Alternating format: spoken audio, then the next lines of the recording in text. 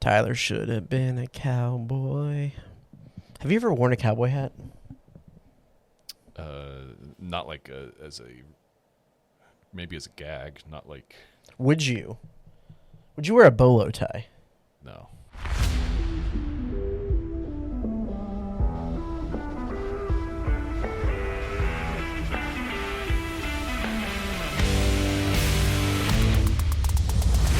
What's going on, everyone? This is the Aggie Game Day Extra Podcast. I'm senior Texas A&M sports writer Travis Brown here at KBTX, alongside one Max Crawford. Max, how you doing? Howdy. Pretty good. Yeah. Yeah. So the weather has calmed. It has. Not a lot going on. And sometimes that is a wonderful thing, and sometimes it just gets a little bit stressful because you're almost like, okay, well, what do I do now? Yeah. And in this content creation landscape that we are in, you guys are well familiar with that. Sometimes it makes you a little bit uneasy. You're like, well, what can I be doing right now? Sometimes the answer is not much. Over here, Tyler Shaw. Kind of in the same boat, Max. Yeah. I feel that because summer is the sports dead time. So, Yeah. No, the things pop up, but it's Right. kind of hard to plan. You know, when you're looking at a week ahead and there are no actual games going You're like, on. Yeah. So what am I going to be doing this Thursday? I would like to clean my workspace a little bit. Clear out some things digitally and physically. You could do some nice clean workspace content. What's the Sure. lady who's like if it doesn't bring you joy? Oh yeah. Her name's I forget. It's, whatever that on thing the tip is. of my- Yeah, tip I of my think tongue. you should go through and what brings Yeah. you joy on your desk. Like and- so much so that her name like turned into a verb. Like I blanked this. Yeah. You Well, what? move on. Welcome guys back, are- Travis. You weren't here. Yeah, I got a little vacation time. That's good. Was hanging out with my good friends, the Swedish national team. Very good. We booked a hotel just to get away up in Dallas and found out That they were after we there. got there that they were in fact there. That's Was awesome. the AC on? The AC was on. All right. They were cool with the AC. A lot of family, a lot of people by the pool. They're So- probably burning up. Sweden. Yeah. I mean, yeah. Yeah, Switzerland is going from- quite temperate. I was surprised, having seen how things were here when the Argentinian national team was staying in town here and kind of seeing some stuff with other like anybody could walk in that hotel and they were just chilling. They were just hanging out. There was like one area they had cordoned off like for their meals. Yeah. So like they went in there and they had buffet for them and their family. But other than that, like if you're a big Sweden national fan, I mean, there's some there's Premier League stars and stuff on there. You Yeah. can just walk in and be like, "Hey, what's up?" Maybe there's some security in the what's the word? Why am I not like I can't do words today, you guys? Should we start the recording? I'm just kidding. No. Maybe there's some security in just the the not being conspicuous about Yeah. it. You know? True. The Yeah. more security there is, The more you're like, oh, commotion why do there I- is. Yeah. Like why? Now, my favorite part of the whole situation is, we saw all these players walking by, and that's cool and all. But I was the most excited when I saw these two guys walking out with like white button-down shirts, and they had the Swedish crest on it, and it was very obvious that they were culinary engineers, which would make them the Swedish chefs. I was really tickled by that. So. Yes. I still got to see these Swedish chefs in person.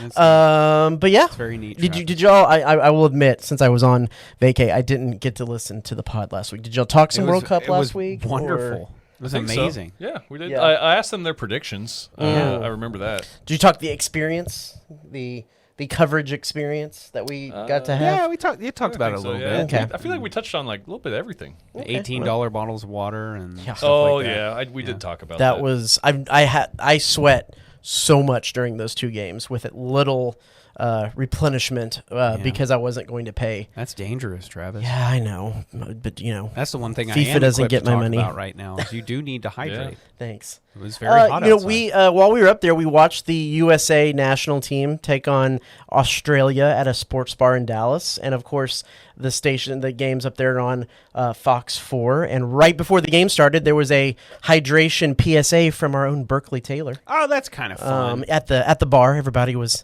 hanging out at. So That's awesome. shout out to Berkeley. Yeah, she's been doing kind of double duty of weather and also just man on street, Mm-hmm. what they Lots call of it sports. in the industry, just trying to find a good character and have them tell a story. And honestly, Fox 4 has done a really good job, at least as far as the Dallas stations. They've done the best job, I think, at generating the viral content. There's just been a lot of clips that have come from that. Yeah. Like one of the Englishmen that they interviewed, who said Shiner is great, so he's good in my book.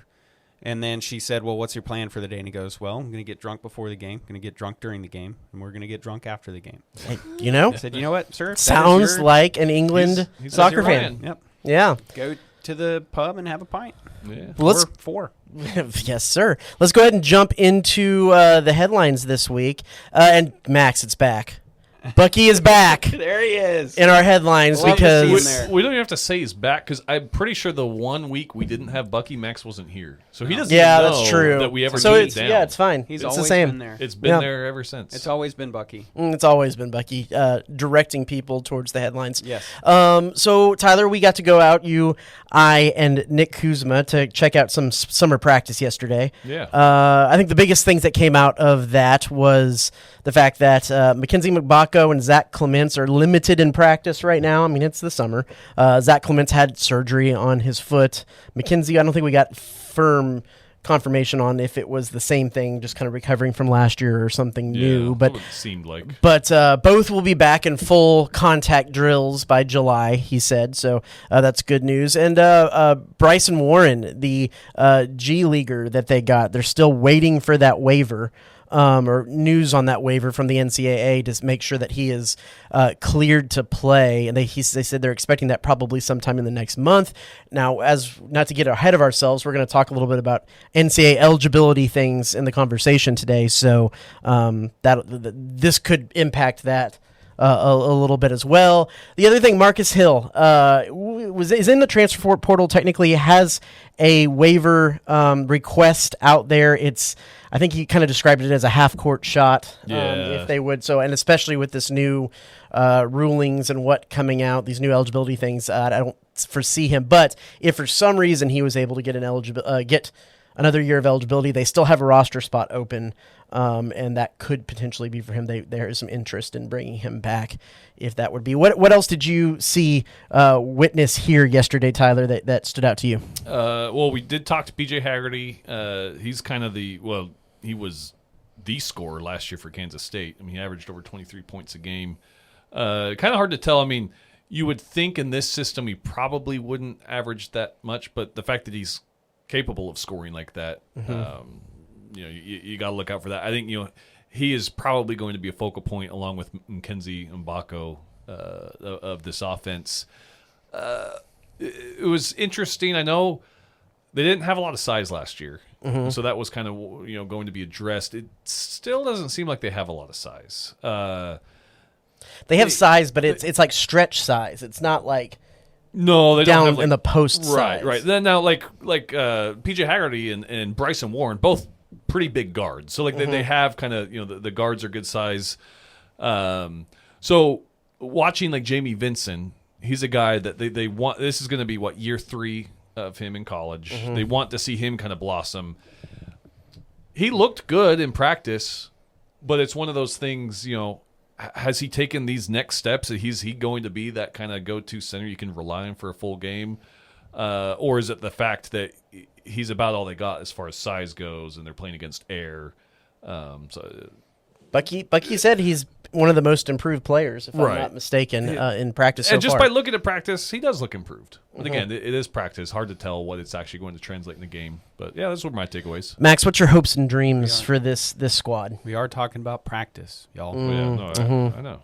Hopes and dreams. I mean, shoot. Let's try to do what A&M basketball's never done before. I think Bucky has proven that he can go on a run with teams, and I think if we stay healthy, why should I not hope for an Elite Eight or better appearance? Why not? I like. We spent all spring talking about the work that he did in the portal to kind of reassemble a team and build off of a couple of blocks that we obviously still have. So, Yeah, I think that's my hopes and dreams. Like I don't think that's too outlandish to hope for an Elite Eight. I think the expectation now that he is unfortunately kind of set because of his own early success is, yeah, we're going to be in the tournament. You would hope that we go pretty deep into the SEC tournament, injuries and fatigue notwithstanding, and that you're in contention for, I don't know, the top 3 or 4 again in the SEC, regular season standings wise. I think those are all things that are either reasonably expectable or reasonably hopeful. Yeah. So yeah, that's where I'm at with it. I'm excited because I figured out that I really like that brand of basketball that he employs. I think it's a lot of fun to watch. I think it's really easy to get the crowd into it. And so, yeah, I'm excited to watch it. I'm excited to support it. And you can never count it out. I mean, think about the times that they had those comebacks and stuff. So when you play that kind of style, there's always a chance. So you always feel like you're in the game. Yeah. You can't really look away because a momentum swing can happen. Right. Very, very high quickly. variance. Yes. So the another point about this is building that roster. There was reporting coming into this that A&M could be one of the programs that spent $20+ million on their roster. That was from On3's Pete Nakos. When we kind of ask Bucky about it a little bit yesterday, and how much does it cost to build a roster? Because he was the one who brought it up by saying it's going to be, the SEC is going to be the best it's ever been this year, and he cited that because of the how good it's been the last 2 years, and because of the amount of money that's been spent on these rosters over this offseason. So I asked him, well, how much does it take to have a competitive roster? And he deferred to Texas head coach Sean Miller, who on the Field of 68 After Dark podcast was asked how many $20+ million programs are there out there, and Sean Miller estimated 20 to 25, but said there's probably 7 or 8 in the SEC that are amongst that 20 to 25. A&M could very well be one of them. I kind of, through conversations I've had previously, I know that would be a huge departure from the past regime where there was little to no NIL support. I know there's rev share, there's different, it's a little bit different world now than there was, but interesting to see that if that is the case, that is a huge change of course in A&M's monetary priorities from the athletic department. It's showing that they're making basketball priority, which hasn't been the case really ever. I mean, it's not a basketball school. We're known as, and so if you're trying to become one of those and become, one of the top, programs in the SEC, you're going to need that. Now, I don't know. Maybe it's a little shocking that this roster is pulling in that much. I don't know. It's hard to see until they're on the court, but right. And kind of what's the distribution like? Who's getting what? We knew Rashana G, because of the court case last year, was making, what was it, 1.2? Yeah. Million. So that's substantially more. Mm-hmm. And he was probably one of the higher paid guys on. And clarifying this, there is a salary cap for the rev sharing per the House settlement. That's going to be about, I think, around $21.4 million this year, because there's it increases annually. That is only for money that's given by the institution, whether it's rev share or institutional NIL. There's third-party NIL, other deals that institutions can help negotiate that helps you get added money on top of that. And that was always a big push from Trev Alberts when the House settlement is how can they maximize the third-party NIL to offer more money than other schools could necessarily offer, because everybody has the same salary cap. Now, lots of conversations about if those are being followed and all of that kind of stuff. But it is easy to see, okay, well, they're saying 20 million for a roster, but I thought that the salary cap was 20.5 million last year. That's how, at least in how you can at least sort of justify how those numbers come out. So Max, how much would you be worth to this basketball team? Nothing. I can't even set a screen, and I'm way too slow, and I double dribble all the time. So the answer is 0. That's just your queso. They wouldn't even give me a scholarship. Yeah.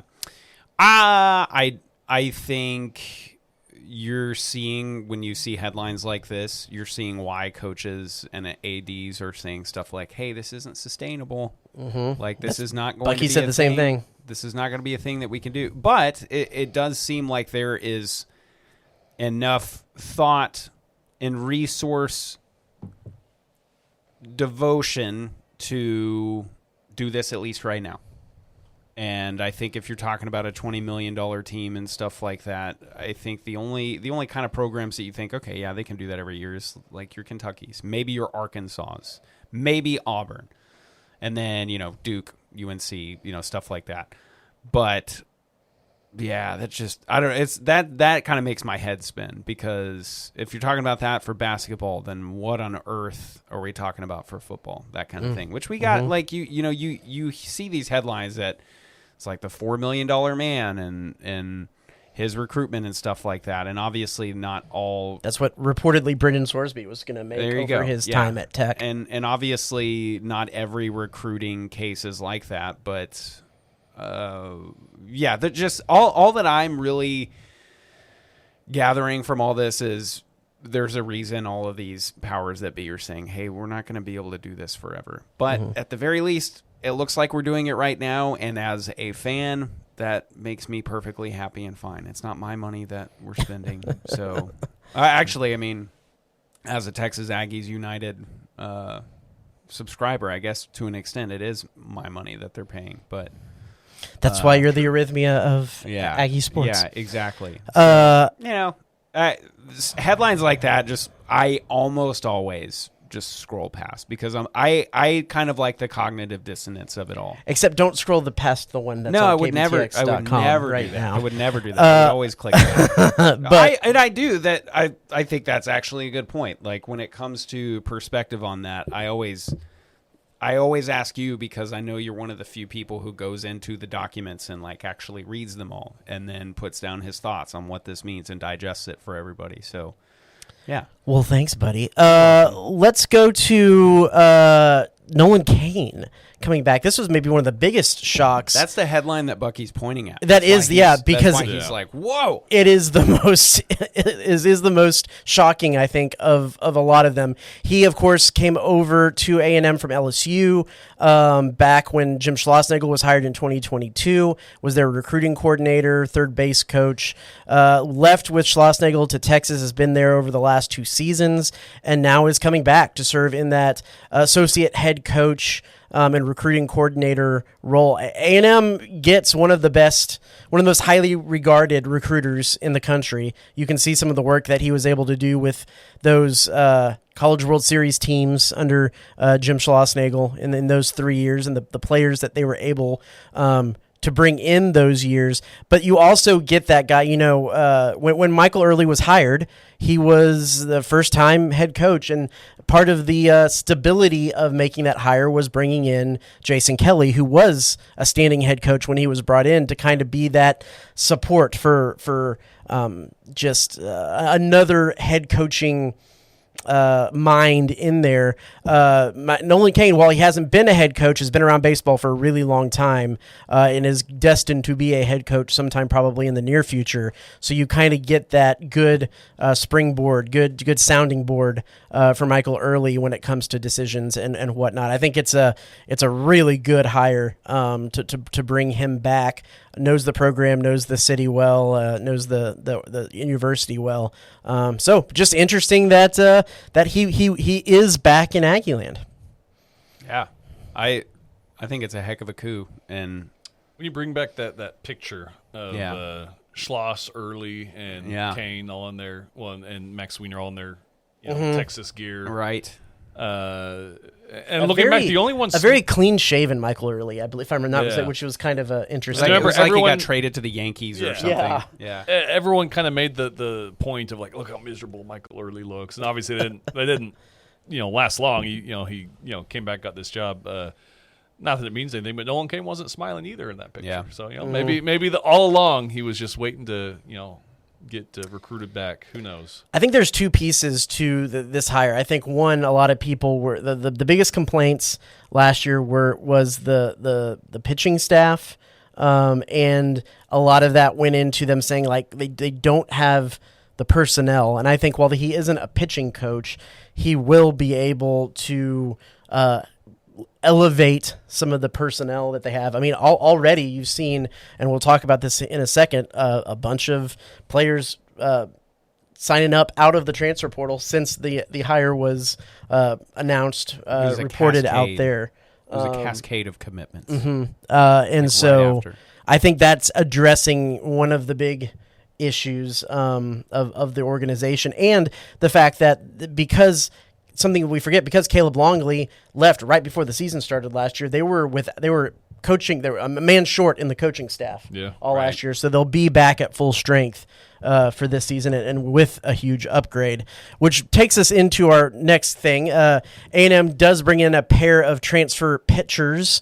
It was part of, I think, eight or nine transfer players so far that have been out of the portal. We have Caleb Kimball from Houston.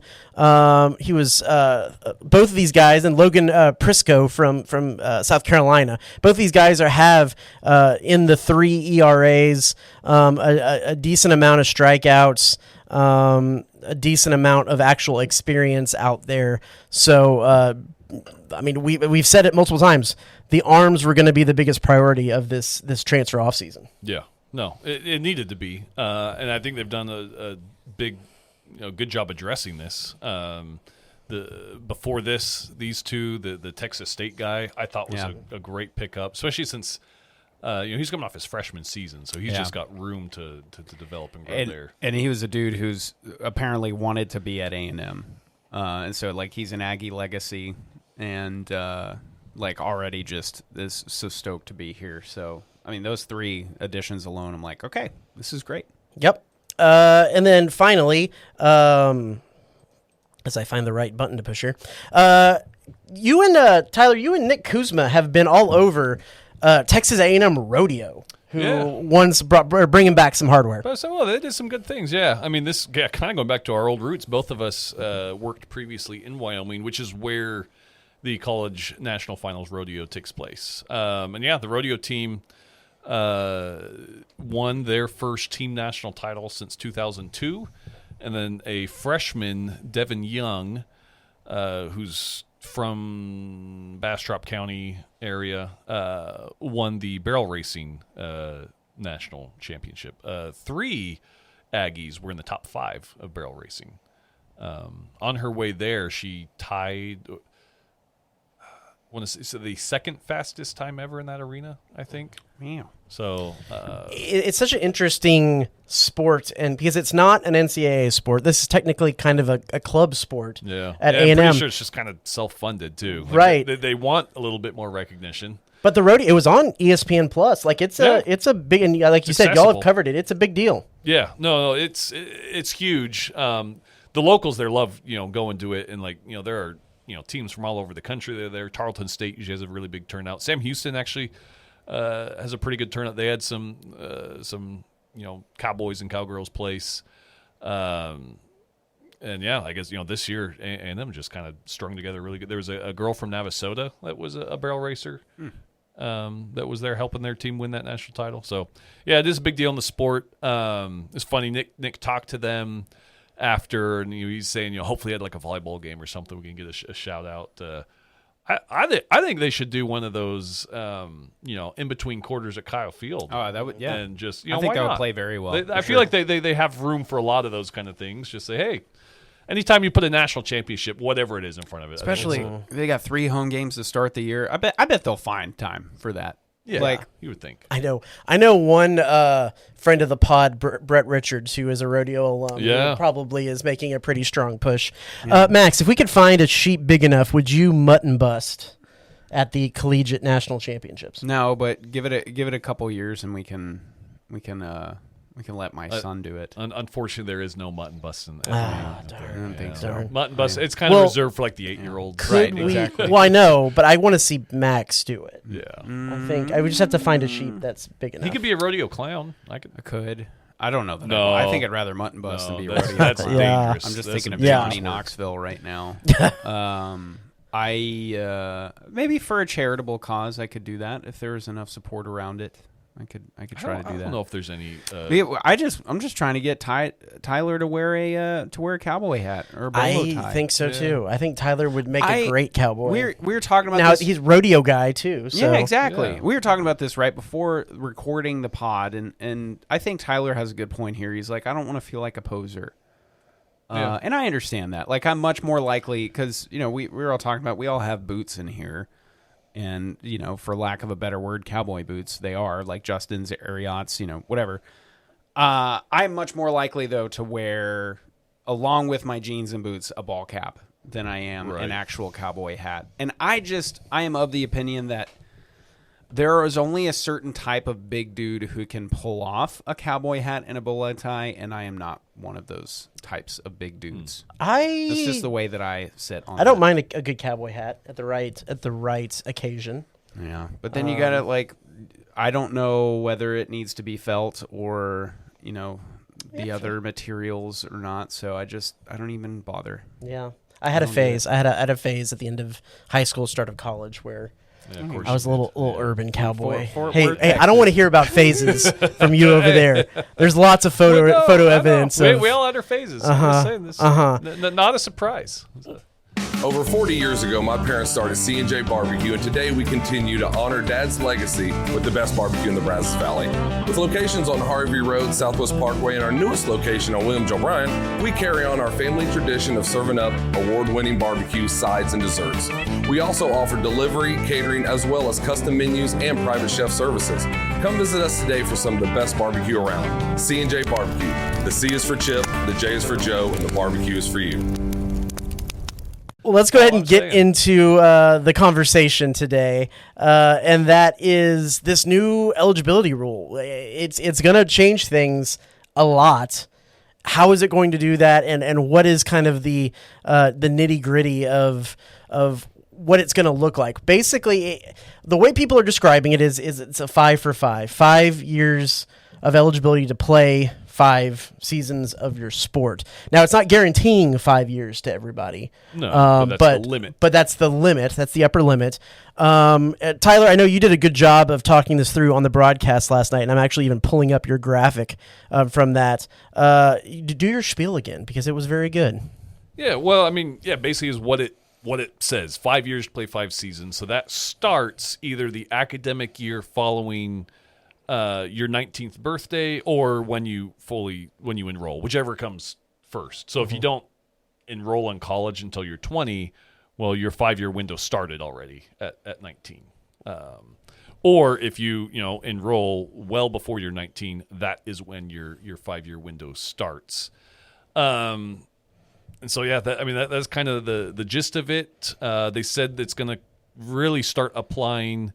They said athletes now can either go by these new rules or the old ones for this season, upcoming. Unless you've already used 4 years, right? And then you don't get the option. You have to have eligibility remaining, right? And so this will really come into effect starting next athletic season for everyone coming in. Okay, so does that mean that somebody like I think the answer is no, but I'm just making sure I understand this correctly. Does that mean that somebody like, say, I'm trying to think of somebody young on the team. Think, Max, think. What is with my brain today, you guys? My goodness gracious. We're just going to let you hang there. Yeah. Let's say you've got like a Jamarian Morrow, for instance, who's about to go into his true sophomore season. Mm-hmm. Does that mean that now he's got the ability to have a sophomore, a junior, a senior, and a super senior season? If they decide, because of his eligibility, if they decide to give him we're just going to call it the 5 for 5, even though that's not the best way. Yeah. If he decides and chooses to go the 5 for 5 route, Yes. I think why you can pick and choose is because if you have guys who are in that 4th, 5th year and got a waiver already to get an extra year, you can grandfather them into the old. It's whatever is best for the player. Okay. So yes, he as a good example of someone who should get who could possibly be here for the full 5 years. Now, I think the NFL and the NFL draft would probably have I think for a guy like something that. to say about that. But the main thing about this is it does away with waivers. There's no more. I got hurt a season. I see. I'm going to file for a medical hardship.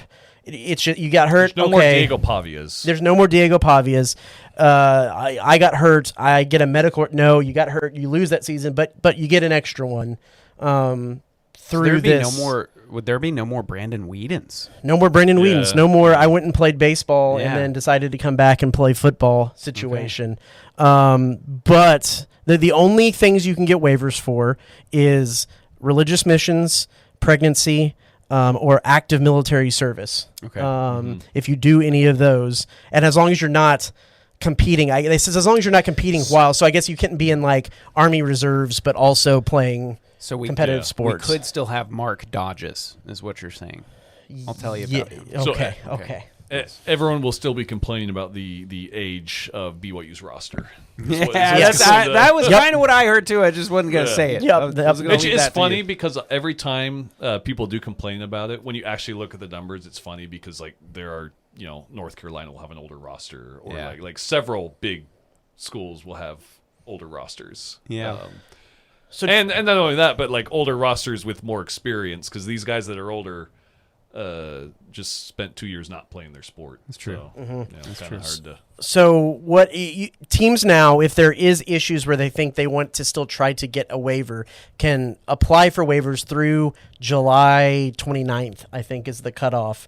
And then no more waivers after July 29th. So there might still be some waiver situations heading into this season. And that's kind of that whichever system works best for the athlete. Yeah. You can pick and choose this year, upcoming year. But it's going to be, I mean, you always had that. I think it is good and gives stability to the athletes to kind of know, again, this all got out of whack after the COVID years because everybody got an extra year and then they tried to tack that on with medicals. And then you had 7-year, the AP article talked about, was it Tyler?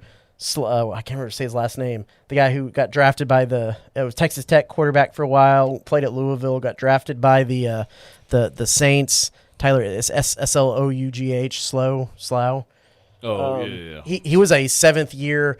He didn't really come into his own until he transferred to Louisville in his 7th year of eligibility because of all the medicals and the COVID years and stuff like that. So it's kind of trying to rein that all back in. But you do have that issue of, and I especially think of like baseball, where you have a pitcher who gets Tommy John or something like that. And, then it's a matter of lose a year. You just lose a year, but you can potentially come back. You have that extra year at the end. So, I get that, but at some point there does need to be a cutoff because what happens when you have Tommy John and then you have another injury a year and spread out between 8 years, you had 3 different injuries. I mean, at some point you got to say, all right, like your college years are done. Mm-hmm. I think overall it's kind of good to have the little bit of stability. And they said, the main purpose for this is to have roster predictability within coaches, that they know who they're going to have and they know who they can't have. Whereas, before this, it was pretty much, we'll just, get a waiver and, see if this guy can actually play or not. This is a little bit more cut and dry of, you've aged out of the system now. Yeah. Now, we'll have to kind of dig in to see if there's any other A&M athletes, but this Bryson Warren situation, he would be past the 5 years from his 19th birthday. Yeah. And so that makes this waiver more important that we talked about earlier, that they're expecting to hear back from. And so that gets us into that territory again where if this waiver isn't granted, his only other recourse is going to be to try to go to court. Not too dissimilar from a lot of athletes, but notably around here, Rashawn G was able to get that last little bit of eligibility. And we'll have to stress, nothing like that has come out yet. They're still early in the process and trying to see this waiver, but they were hopeful that just on the merit of the fact that he hadn't played any college ball and there's other athletes who had come from the G League that they would be granted a waiver to get to play. Now they're going to be fighting that and this age-based eligibility model because he was in the G League for 5 seasons before, so he's already well past that clock in that situation. It's something to keep an eye on. Just my own education, having followed some of this stuff around, I would not be surprised if this is one that goes to court especially because of that's nothing that I've heard or sourced, just my own opinion, that this feels a lot like one of those ones that's going to have to go to court because especially of this age-based model. Would that be something like where you do something cheeky and you delay his court hearing until, say, like this time next year, and he just gets a temporary? That's not a temporary injunction. Is it? Yeah, he would have to get the temporary injunction. That's what Rashawn Agia got. Yeah. That's what a lot of these players get. Temporary injunction only means they can't enforce. You're eligible to play until this thing can go to court and we can really hash it out. Yeah. But in all of these cases, usually they can't get that case on the docket until after the season's already done, and at that point, the season's done. Yeah. So they were able to play. Now, he's a guy that, and this was the case with Ruben Dominguez, where they had to get a waiver to figure out how many years is he going to be eligible, and Ruben got 2 years. Well, if you're going to have to go to court, the reason the G thing worked is because he had 1 year left anyway. He was fighting for 1 year. So that court case got pushed off to February after the season. It was after March. And so the NCAA just, put it to rest and they let him play. This is a case where since he hasn't played any college ball, there's no telling necessarily how many years he could be potentially available. If it's like a Ruben Dominguez situation where maybe he could have 2 years. Well, if that's the case, then you're looking at having to actually go to trial for that second season. But that's still, like we said, that's still down the line. There is a chance the NCAA could rule him eligible to play. It's just that's kind of the state of play with everything right now. There's already been court cases filed to try to account for eligibility issues in regards to the age-based model that just got released. Those got filed almost right away, and I'm sure we're going to see a ton more because of the antitrust issues that are out there involving everything. But it's going to be pretty interesting to see how that shakes out, especially for him. And there's going to be other athletes around the country who are going to fight for maybe the way it used to be, or just fight for that extra year because now it's profitable for them too. Yeah. Like I said, man, that's enough. That'll make your head spin for sure. You know what this means, Max, is you're out of luck of trying to get on the team now. My walk-on days. the rodeo team. My walk. Buster. No, that's on NCAA, so I'm sure he could. Yeah, you're right. I'm sure he could get on the rodeo team still. You're right. We'll have to check those eligibility issues for Max. No, I'm going to run the 800-meter hurdles. That's what I'm going for. It is interesting, though. This 5-and-5 thing is more trying to put it back in this very we are an amateur collegiate sport. This is for college. But the way everything else in college sports is going is the opposite. Mm-hmm. This isn't amateur anymore. I mean, this is a $20 million roster, for example. Mm-hmm. It's not like the pros have any limits on when you can play. It's like, are you good enough for someone to want you? Then you can play. And the reason why everything is moving towards the pros is because so many things have gotten challenged in court, and the NCAA has lost those. And not only is the eligibility issues, but maybe this rule in itself will get challenged.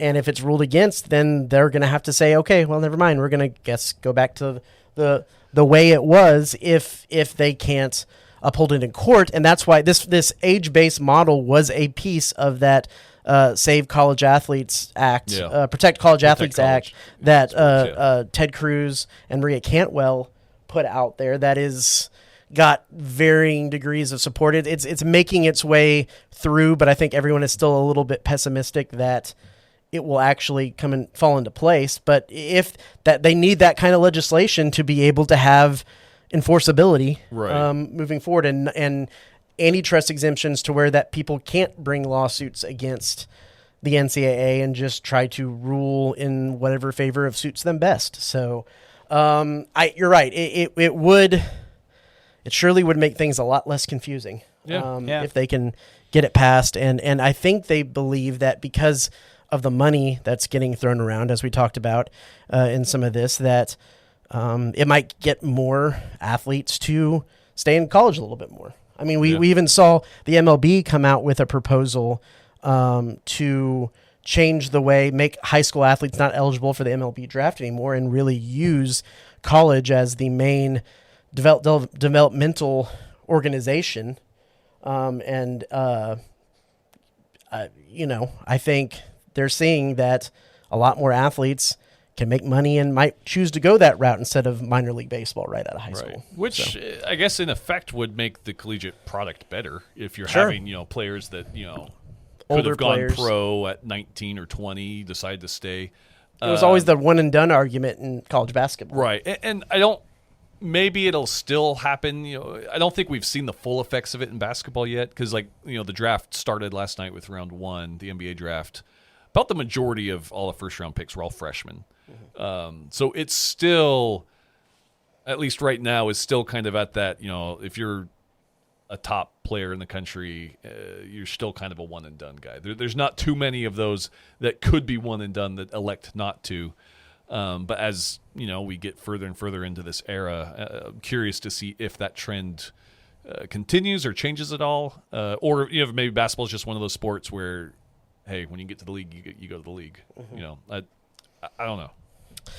Yep. Well, we'll keep an eye on that and how it affects more of A&M's players moving forward. Real quick, let's go around the SEC and in our own backyard in the Hill Country, a giraffe went missing.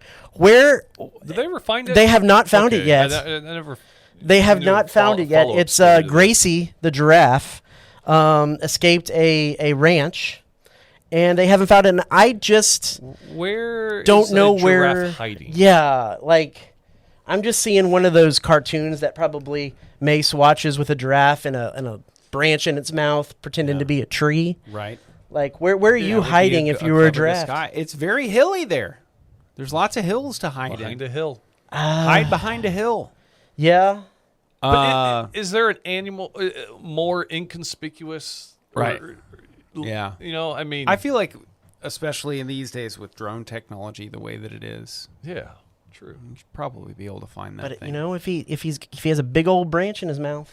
Yeah, and you get looking out like there, a tree overhead. And there's a lot of trees out there that are taller than said giraffe. I guess they do have natural camouflage. Now that's in their true. homelands of Africa. They're camouflaging into those surroundings. Not the Texas Hill Country. Not the Texas Hill Country. I hope Gracie's okay. I hope so too. I just am. It is a little bit perplexing to think about how you can't. How did it escape again? Do we? That's a good question. Probably not in their neighbor's backyard. No. Right? No. I wonder if they're putting up little sign lost dog signs. Yeah. Did anyone spot it going down the road or something? That's and then just think we saw the cow going down the road over in Castlegate or say what was in my coffee this morning. A few years ago when Chancellor John Sharp used to live at the Reed House, I was coming down George Bush Drive there right by Penberthy, and it was known that he had peacocks around his property. Just a peacock running down the street got loose. I was like, oh, I know where that came from. You could lose a peacock a lot easier than you could lose a giraffe. Right. Yeah. Both equally wild to see in the wild. I could see a situation where somebody's driving and they see a giraffe and they're just like, well, that's weird. Or even think, who would I even call for this? And they just keep on going. So it's, I don't know. But now that the word is out, maybe. If you were driving down, Harvey Road and you just saw a giraffe waiting at the crosswalk, I guess you called the cops? Maybe the Probably. non-emergency number, or Yeah. like animal control, or Aggie Land Safari. Hey, Rusty come get your Surrett. Yeah, call Aggie Land Safari. Call Rusty Surrett. Yeah, Yeah, probably Rusty's. Rusty would probably get it first. Call my wife.